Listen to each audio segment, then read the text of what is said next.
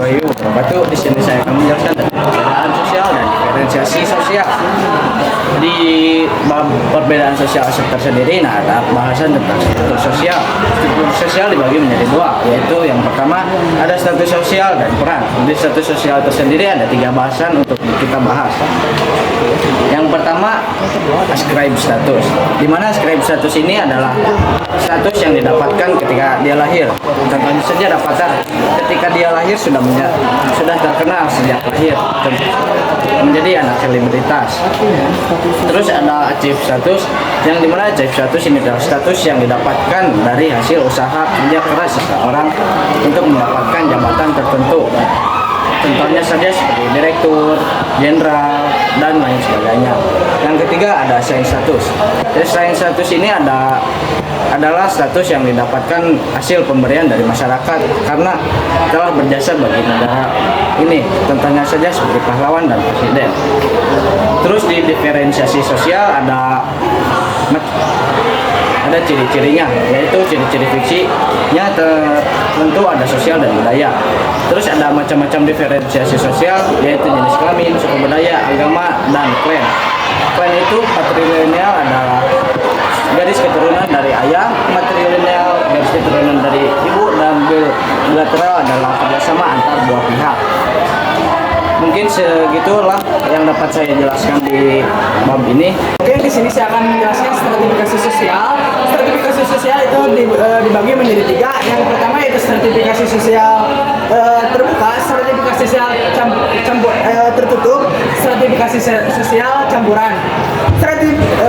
Sosial terbuka yaitu stratifikasi yang memiliki sifat dinamis atau memiliki peluang mobilitas yang sangat besar.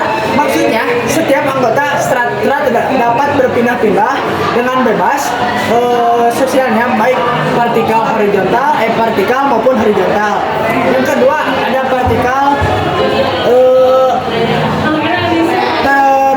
tertutup. Stratifikasi sosial tertutup adalah sistem strata pada masyarakat India, masyarakat realis, dan masyarakat feodal.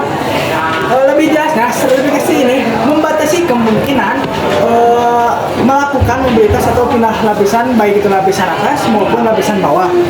Lalu yang ketiga ada stratifikasi sosial campuran. Stratifikasi sosial campuran adalah gabungan dari stratifikasi sosial terbuka dan stratifikasi sosial tertutup yang melibatkan karakteristik yang sama.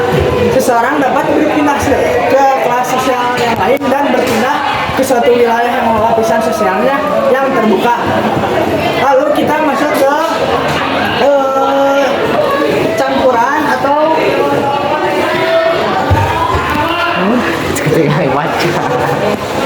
Di stop lah.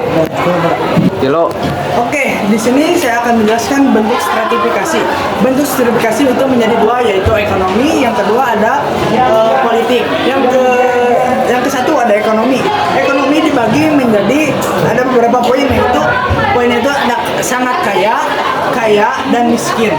Lalu yang kedua ada politik. Ada politik itu memiliki kasta yang itu dibagi-bagi menjadi kasta brahmana, kesatria, dan sudra. Lalu ada tambahannya yaitu oligarki, terus ada sosial, lalu ada keahlian. Oke, cukup sekian. Di sini saya akan menjelaskan tentang mobilitas sosial vertikal. Mobilitas sosial vertikal adalah perpindahan seseorang atau kelompok dari satu lapisan sosial ke lapisan sosial lainnya. Ini berarti ada perubahan status sosial, kedudukan dalam hierarki sosial. Contohnya, seorang petani yang berhasil menjadi pengusaha sukses. Contoh yang kedua, seorang pengusaha yang mengalami kebangkrutan dan harus bekerja sebagai buruh.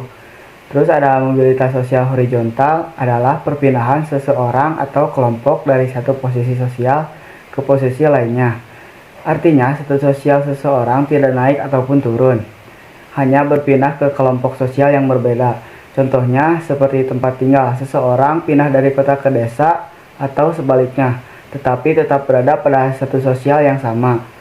Terus ada mobilitas sosial intergenerasi, adalah perubahan status sosial yang terjadi antar generasi dalam satu keluarga. Sederhananya ini berarti ada perbedaan status sosial antara orang tua dan anaknya. Contohnya, seseorang petani yang berhasil menyekolahkan anaknya hingga menjadi dokter. Yang terakhir ada mobilitas sosial antar generasi.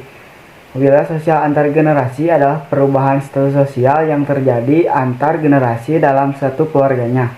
Artinya ada perbedaan status sosial antara orang tua dan anak-anaknya.